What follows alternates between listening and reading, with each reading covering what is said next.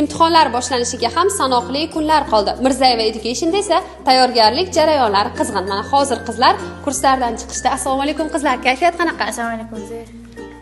Testga tayyormisizmi? Nasib. Qaysi fanlardan tayyorlanyapsiz? Hozirda tarix va matematikadan tayyorlanyapman. Asosiylarchi. Asosiylarim bor.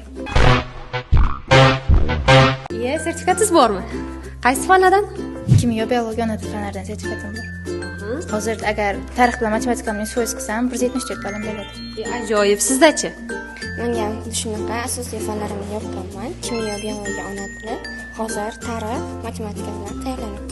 Tarix matematikadan 100% natija ko'rsatsak, umumiy ball qancha bo'ladi? 174,5 ball.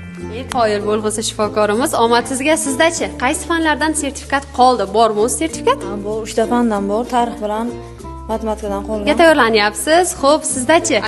Menda ham albatta sertifikat bor, 3 ta fandan yoqqanman. Asosiylarimni endi tarix bilan matematika fanlari majburiy fanlarimga tayyorlanaman. Tasavvur qiling, tarix va matematikadan ham yuqori natijalarni qo'lga kiritdik. Qaysi sohaga topshiramiz?